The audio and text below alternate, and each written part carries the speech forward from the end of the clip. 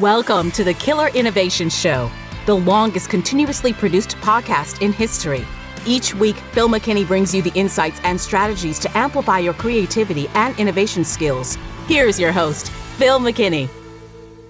Welcome to this week's show. We are still in the bus and we are on the road. We actually will be heading back to Colorado here in the next few days. We are starting season 17. Really excited about that. A couple shows into it already. And stay tuned. We've got some great show content coming up.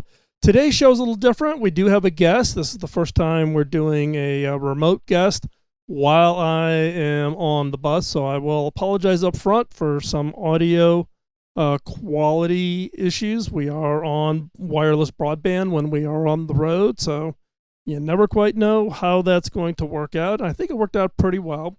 Today's guest is Cyril Bouquet. He is one of the three authors of a new book that's coming out called A.L.I.E.N Thinking. Yes, A.L.I.E.N Thinking. It is around innovation and creativity, and it teaches this concept of thinking like an alien, where alien breaks down into a framework of thinking about innovation. So, for instance, attention and imagination, experimentation. You want to listen to the whole interview. During the interview, Cyril also shares a number of stories. That includes stories of Kodak and the digital camera and Legos and a whole variety. He is a professor at IMD in Switzerland. Has won numerous awards for his thinking on international business. This is somebody you want to listen. This is somebody you want to follow. We will have all of the contact information and all the links to their sites and everything in the show notes. So you're going to want to check that out. So without any further delay, let's jump into my interview with Cyril Bouquet and talking about his book on alien thinking. Here we go.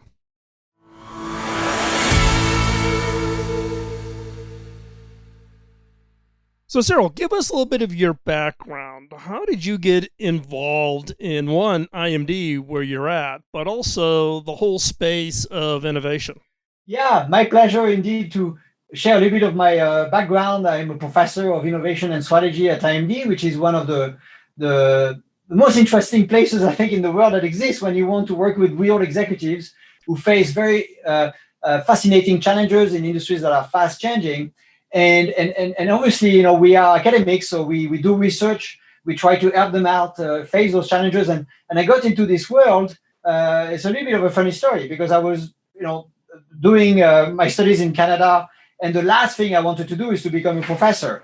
My two parents were professors themselves. And if you ask me, I would say, no, I never want to do this job. But then as a French person, I was also French and Canadian, I had to do my military service. And obviously, one way you could do your military service is by doing a civil service. And so I started to become a professor at the University of Ottawa in Canada. And that's what got me into this track, right? I loved the job. And so went back to school, did my PhD, and then, was a professor in Toronto, but then came to IMD, which is this very special place, right, where indeed I have the opportunity to work for business executives on their reinvention journeys. And that's what got me to IMD. Now, very quickly, what got me into this innovation sphere myself is that I've been an immigrant most of my life. I was raised in tropical islands, New Caledonia, Réunion, in the middle of the Indian Ocean. Then obviously lived in France, lived in Canada, now in Switzerland. And every time I've been to a different country, I've realized that, hey, there's many different ways of approaching the same situation. And that really taught me something about, the act of creativity and the fact that there was no standard practice, right, that should be replicated across, different spheres of activity. And that really got me interested in, how can we resolve problems that exist in this world and the field of innovation. Well, I think that brings up an interesting point about how different parts of the world can look at the same problem in completely different ways. Absolutely. Right? And it is a little bit of, what I sometimes will refer to as fresh eyes. How do you look at it as fresh eyes? This kind of tees into the book that you and your co-authors have just come out with, which I have to say, the title was a little interesting. I had to get over the title to kind of say, okay, what is this book really about? But when you start using the word alien on the cover of a book around innovation, you kind of throw some questions up. Yes, I guess it can make some people feel uncomfortable. In fact, the anecdote behind the book is that before we came out with the book, obviously our work was in progress, and we published an article with essentially the thesis of the book for Harvard Business Review. And they loved the paper. It was full of really interesting stories about people that were trying to bring progress to this world. And they said, we love the paper, we kind of publish it as is, but we'll drop the alien thing, right? They were not comfortable with this metaphor that we were using. And we said, okay, fine, because in fact, we wanted to continue developing, right, this particular concept. And that's what we did in the book. But indeed, there's a lot of interesting facets to this imagery of thinking like an alien that is intriguing, and that of course we can talk about. Well, yeah, I mean, the obvious joke I could make is which alien did you interview to figure out how aliens thought? But we won't go there. But alien really is a moniker that you use to identify kind of the key elements to what you believe are the key elements to be highly innovative, to come up with truly new ideas, not to get caught in the traps. Am I correct on that? Absolutely, Phil. And the alien, if you will, at first sight is a metaphor that highlights the need to sort of get rid of your baggage, right? I mean, we are all coming to a particular situation when we try to understand what sort of problems exist in this world that we could solve, what solutions make sense. We all come with our own sets of experiences, beliefs, skills and capabilities, and those color the way we actually look at the world. And obviously, if we want to be innovative, we have to get rid of those assumptions, which sometimes reduce the field of possibilities. So we have to think like an alien who would come from a different planet, maybe look at the Earth and say, oh, this is interesting. This planet is inhabited by cars. And those cars have slaves, that sort of drive them around the city. So obviously, that interpretation is not the one that we think is correct. But who is right? There's many different ways of thinking about how life is organized, and that's what the alien does. So that's kind of the first level. And then, but thinking like an alien is almost like saying, you need to, to escape those assumptions. You need to think out of the box, and that's easier said than done. And so we've heard that advice many times before. But what is important is also, how do you do this, right? And what we explore in the book is ALIEN is an acronym, and essentially there's 5 kind of strategies that people can use and apply to their own field, whether it is innovation in a typical business or in a startup, right, or any sphere of life. How can I embrace a mindset that will unleash my imagination and really increase the odds that I can come up with breakthrough solutions to problems I face in my life, but also make sure that those breakthrough solutions are not shot, right? And yourself here, you've published a lot on the sort of corporate antibodies that exist that make it very difficult sometimes for innovators to succeed. And that's what we think of when you think about aliens, right? I mean, how often are they portrayed as good guys in the movies, right? I mean, often they are people that you're very skeptical of, that you may want to shoot before they harm yourself, right? And so that's what we wanted to explore in the book. So walk through then the 5 elements. So you're using alien really as a nomenclature for all of these, which you classify as really critical elements. Walk us through those really quickly, just to make sure we all got that same foundational information. Absolutely. So the A stands for attention, which is how do you look at the world, right? And we need to often sort of magnify the lens that we use to look at the world. And so sometimes we need to zoom in, other times we need to zoom out. We need to switch our focus so that we can enrich the way we look at the world and essentially have fresh eyes, right? And so that's for A, for attention. Then L is for levitation, right? there's a lot of information out there, and a very important part of the innovation process is to actually step back, give yourself a chance to pause, reflect on what it is that you're doing and what is it that you should be doing differently. And so we call this levitation, which is to separate yourself from action and really create a space for you to expand your understanding and gain perspective. The I is for imagination, and frankly, a lot of kids have it, a lot of adults lose it because they stop playing, right? And for us, imagination is playing with ideas. Your capacity to envision concepts that do not exist today, often result from odd combinations and the way you put things together without a clear hypothesis at the start, right? And so you need imagination. You need to have the mindset of a kid when you play with ideas. And therefore, that leads to E, which is also experimentation. How do we experiment? How do we test ideas? Everybody's testing ideas, but often the way we do it is actually wrong. One of the executives I've met and I've worked with told me, if you torture the data long enough, it will confess. And so that's often what happens. We are experimenting to prove that our thinking is correct, and we stop learning along the way. So we try to provide a way to remain fluid and open to exploration and discovery in the experimentation process. And the end field is the one that you've written a lot about. Right? It's one thing to think beyond the obvious, but then how do you get other people to see the merit of those ideas and don't destroy the beauty of what you do before it has a chance to actually establish itself? And so navigation is about finding ways to again go around the forces, right, that can block your progress, but also leverage and seize the forces that can provide support. And so navigating is often the most critical part in the innovation process. People underestimate the difficulty of navigating those forces. And so that's a big chunk of what we do in the book.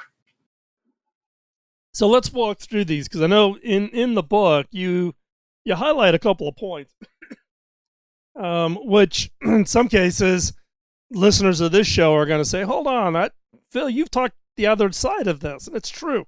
Look, like everybody in the innovation space, like everyone's going to have their own opinions. And I've told you, the listeners, your role is to find what works for you, because what works for company A does not work for company B. This is not a one size fits all. It depends on the project, depends on the team, depends on your organization.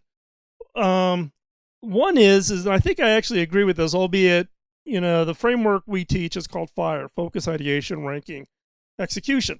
Your attention, I think of it as kind of focus, but you also pop a flag about not getting too focused, because too much focus actually can constrict the ability to come up with really new ideas. You end up with kind of this incremental problem. Yes. Is that correct? Yeah, absolutely. And obviously, I mean, there's a fine balance to be found, right? Because we need focus, and that's why we talk about the importance of zooming in and really being engaged with particular set of stakeholders and getting privileged information from them, and then concentrating on certain types of issues that can make a big difference to the world that we live in. But at the same time, right, often we might focus on the wrong things. And this is why we often encourage people to at least take the time to increase the span of their attention and to really engage with a multiplicity of stakeholders, and also not just the usual suspects. Right? And so this is why we also talk about switching focus. And there's an interesting example in the book of Kellogg, right, the cereal company. And obviously they wanted to develop a new diet for kids. And they've talked to all of the usual suspects, right? I mean, they've talked to the nutritionists, they've talked to the school educators, they've talked to the parents, obviously, of the kids, they've engaged with the kids themselves. But everything that they've heard, they felt they already knew, right? It's only when they switched focus and they started to talk to the janitors at school. And of course, the janitors are in the odd places, the kids don't even notice the janitors are there. They're also present during school recess. And they see what ends up in the bin. They see what kids trade during recess, food items that they trade. And so it's by talking to the janitors that actually Kellogg got a lot of insights around not just the nature of the diet, but also how do you make it fun, right, for kids, right, to actually engage with the meal that you prepare for them. And those insights actually came from the school janitors. So you see, you had to force yourself to switch focus, to engage people at the periphery, and get those unique insights that maybe the more traditional innovation process might have missed or discarded. Yeah, and I think you in the book, I think you refer to it as the submarine process, right? So you're kind of going deep. McKinsey refers to it as porpoising. It's like a dolphin going up and down. You go deep, but then you got to come up. You got to kind of get your perspective and then go back down. Versus a lot of people just go deep and they stay deep for forever on the project. And I think that variation also plays a key role, because otherwise you lose perspective of where you're really headed, right? Because otherwise you just kind of get the blinders and you're going heads down. That's right. You can't be on this narrow path, right? I mean, that's essentially a theme in the book, is that if you really want to give yourself a chance to come up with a truly innovative, radical concept, right, you need a little bit more fluidity than what is often taught or allowed, right, in organizations. And so indeed, going up and down and left and right is often necessary, and zigzagging is often part of the creativity process. Right. I want to talk a little bit about imagination. You talked about it when you just introduced it to us here about, kids having a high level of imagination, and then as adults we don't play and therefore have lost it. And in fact, in the last couple of weeks, I did an episode where I actually found a study a number of years back that pointed out that in a NASA creativity test, like 98% of the students, 98% of the kids under the age of 6 passed the test. Yes, only 18% of adults passed the test. Interesting. And it's a test for NASA, yeah. for finding the most creative engineers to work on NASA problems. Yeah. What's your take on this? Because we've heard enough about it. There's been some great TED Talks about the loss of creativity. Yeah. What's the real problem there? Yeah. Yeah, so it's interesting, right? I mean, indeed, I think what happens when, as we go older, is that we get socialized, right? Indeed, into the right way of doing certain things. But it's not just the norms. I mean, schools tells you what is the right answer. What are some behaviors that you should try to reproduce to be respected in a group or in society in general. And so the path becomes clear. And the moment you deviate from that path, you're afraid of the judgment of others, right? And as we know, exploring new paths and exploring very creative ideas might lead to a few situations where, you're confused, you're not sure you're on the right track. And if people are constantly observing what you do and judging your success, right, it's not a very comfortable situation to be in. So, but kids are less afraid, right, of what others think of their own performance. But I also think, that there's something else. It's not just the judgment of others, it's ourselves, right? I mean, as we grow older, right, and as we become adults, we become obviously concerned about our own success. And we want to protect what we've spent enormous amount of time, sort of building in the past. And so our, expectations, of success is also different than what we have when we are a kid.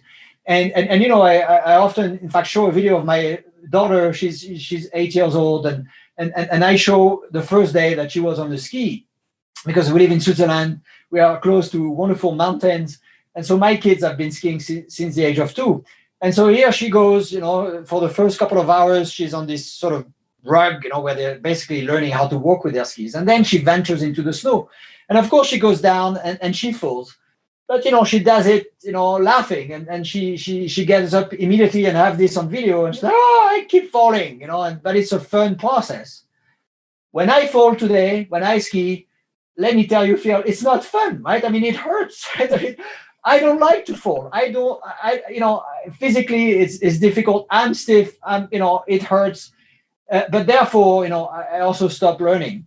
And every time my kids, fail, it's no big deal, and to try again. But I think it's a good metaphor for what happens to us when we develop ourselves, we succeed, and then we become a little bit more reluctant, to explore the unknown and not be immediately successful. And of course, especially if people are watching. Yeah, well, I think the people are watching can also be right, because the best the best analysis I've been able to derive in the work that I've done in education and how to innovate educational systems, et cetera, is this whole mantra around conformity. Yeah. As the kids get older, they look around, they don't want to dress differently, they want to act like everybody else, they don't want to stick out. But if I look at like my one of my youngest grandchildren, I've got a 4-year-old and a 5-year-old, they don't care. They don't care, if she's got mismatched shoes and one pink sock and a yellow. She doesn't care. Yeah. Now, she gets into older high school age, she's probably going to care more about what she looks, because she doesn't want to stand out. She wants to look like everybody else. And I think the same trap falls into the business world, where we talk about innovation and creativity, but you've got some pretty hard guardrails on what you can think or how you should think. Yeah, and I think that puts some constraints on people. Absolutely, it puts some constraints. And I mean, one of the companies I'm working with today, actually, right, as an interesting aspect of their culture, which is that they're trying to develop a winning culture, but at the same time trying to be innovative. So they try to win, but also to be innovative. And I said, hey, so how do you deal with failure, right? If the most important aspect of your work requires to win, how do you deal with failure? I said, well, you can fail once, and that's good experience. Now you can fail another time, and that's good experience. Maybe you can try again, but in a different company. And so that doesn't really help you to innovate, right? And so again, you have to conform, right, to certain types of behaviors. You have to succeed, and kids are less concerned about that. Now, there's another thing, right? I mean, is that kids the way they learn is that, again, they do things and then they see what happens, right? And so they put things together and they see what happens, and so they play with ideas. With adults, we don't like to play. We like to, again, think right ahead. We have a plan. And the more time we think right ahead, the less we are willing to, again, play and see what happens to develop our view on the future, right? So the more we think, the less maybe we innovate, because we don't give ourselves a chance to play with ideas that might be interesting, but that look very, very far-fetched. Well, this gets into then the E of how to think like an alien, which is around experiment. And you gave a quote around, you had worked with an executive who used to use the quote that was, if you stare at the data long enough, it will eventually confess. Now, listeners of this show have heard me talk about this, and I actually have written some articles about this, because this is one of the challenges that was when I was CTO at Hewlett-Packard, when Mark Hurd was CEO, because that was Mark Hurd's quote that he would just never let go of. And the problem being is data by itself can actually lead, you think data is validation, but data can actually lead to bad decision making, because it's used to rationalize the decision rather than going out and really experimenting around the ideas versus I don't want to say over and analyze, but you can't steer a business purely from a spreadsheet, I guess is my experience. And that's why we have this chapter also on experimentation, because to me that's one of the most difficult issue that innovators have to deal with. Because on one hand, you're asked to bring progress to this world, whichever field you're working on, and you develop ideas and you fall in love with those ideas. I mean, obviously it requires a certain degree of conviction to go through an innovation journey. And so once you develop those ideas, they become your theory of the world, right? And then everybody tells you you've got to actually show that those ideas have merit. So you go and you experiment, but essentially what you're trying to do is to gather evidence that will provide support for your ideas, right? That's what a good scientist does, right? I mean, you have developed a theory, now go find support for your theory. But in the process, obviously, right, we are searching for evidence. And indeed, as you say, we see the data, but we're going to use the data to rationalize, right, the story that we have in mind, and essentially build a good business case, or build a pitch that will be persuading other people to support us. We're not really there to learn. And that's one of the big challenges. And so obviously there are things that you can do to avoid falling into that trap, right, and be more fluid and remain open to learning and discovery in the experimentation process. Yeah, I think one of the challenges I've seen for some organizations is they don't understand how to construct a good experiment. They call everything that's a test an experiment. Oh, we're going to do a market survey. That's an experiment. Or we're going to do a focus group. Oop, that's an experiment. No, there's good experiments and there's not such good experiments. And be careful of the decisions you make based on the type of experiment you think you're running. Yeah. Because and again, it's the whole issue of just human nature, cognitive bias, or more importantly, confirmation bias. I already have the answer. I'm going to construct a test that validates what I think is the right answer. That's right. And in fact, again, when people think about an experiment, they think about an hypothesis, right, that you need to test. But in fact, you could have all kinds of experiments without a clear hypothesis in mind. What is important in a good experiment is, in fact, do you have competing, sort of tests, right? I mean, so we talk about A and B testing, but today with digital technologies, you could actually test, hundreds, thousands, millions of possible variations of an idea, and again, let the data tell you, what is happening, right? I mean, you have a new marketing message, right? Are there many variations of that marketing message that could be tested, on social media, and where you actually see what is the message that actually resonates with customers, and you don't have an hypothesis in mind, you don't know, right? But you just let the data speak. And I think that's what when I did my PhD, that's what my advisor was telling me, let the data speak. And I wasn't sure I understood what that meant, right? But again, I force people I work with to have always a lot of tests being run in parallel, right? So that they can actually look at the data and not be attached, right, to one particular project, one particular hypothesis, exactly. That they can be more open, right, to what actually the data is trying to tell them. Well, I think it's in it, you and I were recording or talking before we got into the show today about, your book coming out and my, experience now, having published my first book 12 years ago, or 10 years ago now. I look back and I probably should have paid more attention to what Tim Ferriss did, because Tim actually did A/B testing for titles of books, for literally hundreds of titles, before he came up with the 4-Hour Work Week, which went on to become New York Times bestseller and all of that. And Tim and I knew each other. He was involved at some work he did for us at HP. But this was before he was famous, and he wanted to make sure he got the title right, and he tested cover designs, color, and titles itself. And I probably should have listened a little closer to that one on the untitling. The last point on A.L.I.E.N is navigation, and as you pointed it out in your own description, navigating, I guess you call it navigating the landmines of going from an idea to making it real, making it a real innovation that's going to have impact. And you're saying that it's the hardest part of it. Describe what you mean by that. Well, I think innovators often tend to sort of overestimate, if you will, the way the beauty that they believe exists in their ideas, is going to be perceived by people who can potentially bring support, to their cause.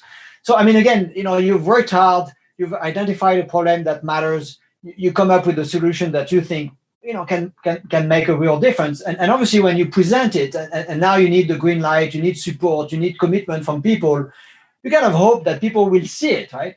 But the reality is that often they don't, right? And so on one hand, we overestimate the natural impact that we can have on people with simply sharing the beautiful idea that we've developed, and we underestimate the negative reaction. So not only we don't get necessarily the support that we hope for, but we actually can get a lot of skepticism and sometimes outright opposition, because there's a number of people who, for good reasons, when they see a very disruptive idea, feel, geez, what is this going to do to us? Is this going to bring progress to the organization, to the industry, or is it to bring a kind of disruption that might actually interfere, right, with this beautiful path that we can foresee? And again, there are countless examples, right, that we could tell, and stories that you've told also, Phil, right, where incredibly powerful ideas are being killed all the times because they conflict, right, with established lines of power in an organization. They disrupt the existing business models, and they simply create questions, right, that people have. People are trying to protect what is good about the company, and when they see those very innovative ideas, they're not quite sure, right, if those ideas are going to help or disrupt, right, the nice system that exists. And so you've got to manage those frictions, very actively if you want to succeed. Innovators just love to fall into their ideas. It's like they believe that everybody should just hop onto the bandwagon, that the value of the idea is so obvious. But we tend to forget about the fact that the best idea doesn't always win.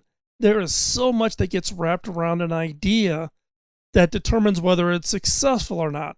We have to keep in mind that the success for any given innovation, the success of taking that idea and turning it into one of those innovations, is such incredibly low. Yeah, absolutely. And again, because often you conflict, right, with actually the interest that people have to preserve the existing system. When James Dyson approached all of the vacuum manufacturers to say, hey, I've sort of come up with a new way, right, a bagless sort of system.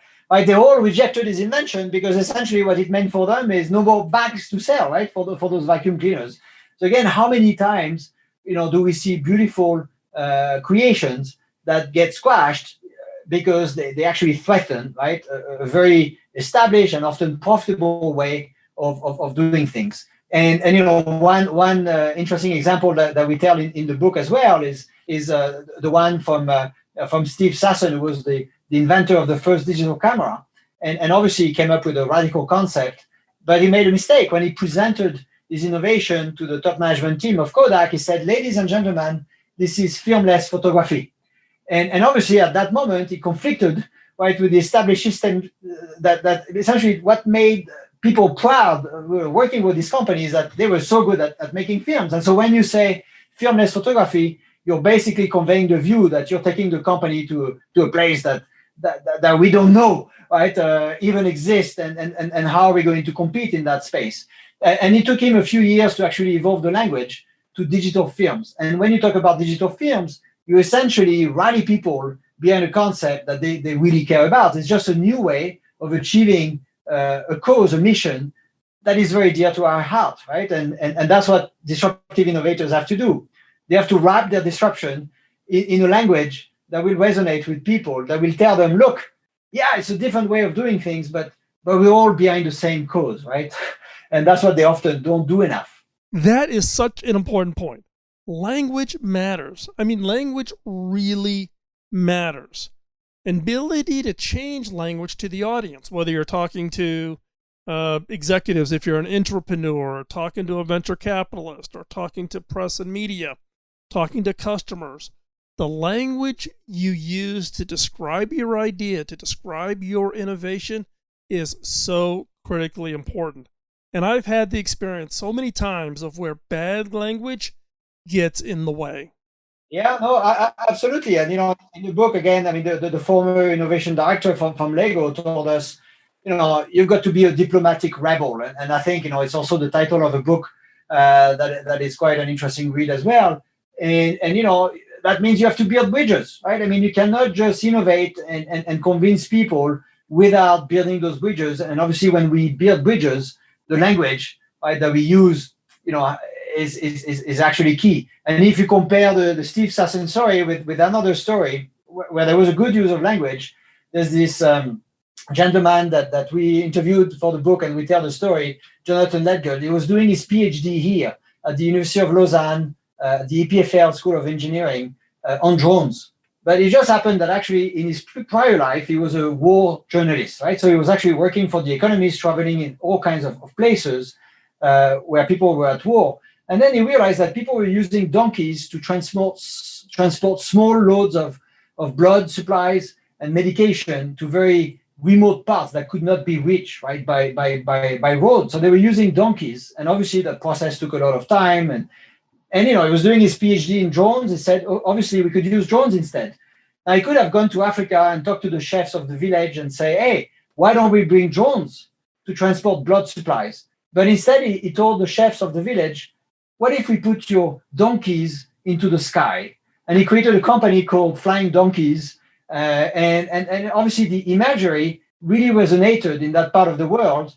And he was able to build bridges and create support for his ideas that really brought, again, a lot of progress to those small villages, right, that could not be reached by air or by road, in a very easy way. That is such a great point about putting the idea in their perspective, into the user's perspective.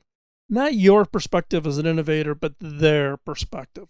That is a great way to wrap up our conversation today. As we wrap up, I want to give you an opportunity to share more about the book and how people can keep up with you. Absolutely. Thank you, Phil, for giving us a chance to talk about the website that we just created, that we just put up. It's alienthinking.org, alienthinking.org. So the same title as the book, alienthinking.org. And it's an interesting resource because essentially, we wrote a number of key stories of people who have captivated us over the years and in different fields, right? So whether it is business or social entrepreneurship or the arts and science. And we put those stories on the book, and so you can get a feel for what it means to think like an alien. And of course, we'll continue to maintain this website. We'll provide some tools and a diagnostic, right? So visit the website from time to time, and it has all the links towards your favorite bookstore. So whether it is Amazon or some other bookstore that you use regularly, then the book will be available there. So you can find that all on the alienthinking.org website. And you can also connect with us. And from the website, you get all of our sort of LinkedIn and Twitter accounts. So you can just connect with us by clicking on the buttons. It will be very easy. And we will have all the links in the show notes over at killerinnovations.com. Cyril, I just want to wish you and your co-authors all of the best. The book has great stories, great insights. I would encourage all of you to take a look at the book, A.L.I.E.N Thinking. Thanks again for joining us here today on Killer Innovations. Thanks for having me, Phil. It was a pleasure.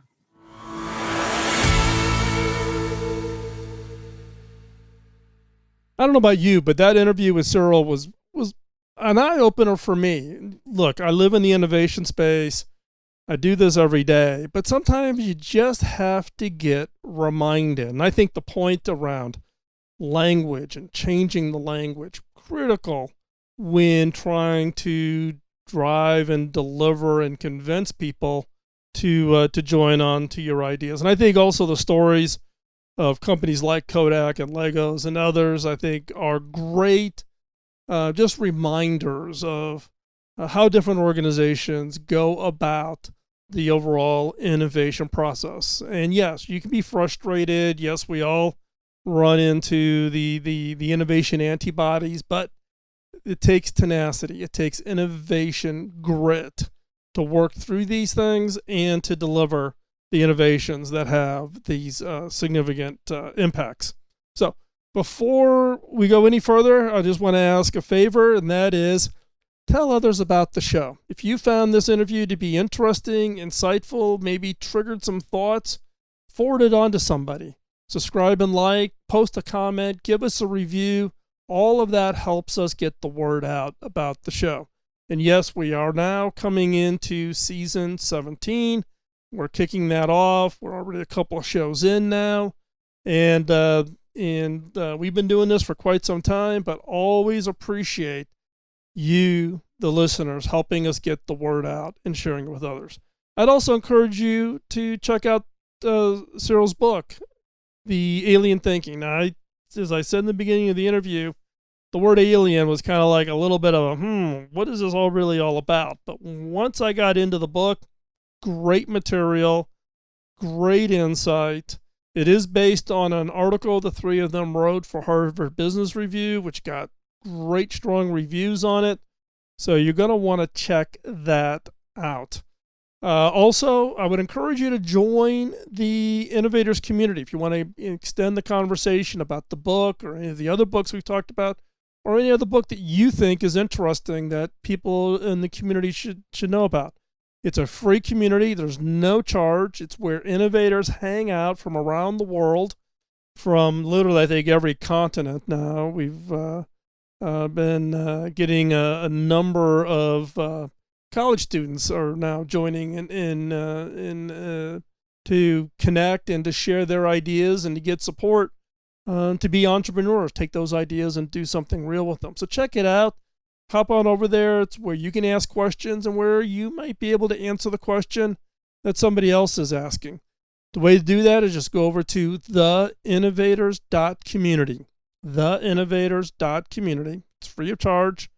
And it's a community of just innovators. And it ranges everything from chief innovation officers to global 100 companies, all the way down to college students who have an interest in ideas and innovation, being entrepreneurs, coming up with an idea to solve a problem, whatever it might be, and everything in between. So it's your opportunity to connect with other innovators from around the world. So check that out, theinnovators.community. So go check that out. And as always, everything we've talked about today, all the links, everything will be in the show notes. So you can hop on over to killerinnovations.com. I'm looking for guests and show suggestions. We've got a good content catalog coming up, but always looking for questions you would like to have answered, topics that you think would be interesting, or things you would just like to know. Because if that's the case, my guess is there are other listeners who would also like that same information. You can drop me an email over at phil@killerinnovations.com. That bypasses anybody. It comes right to me.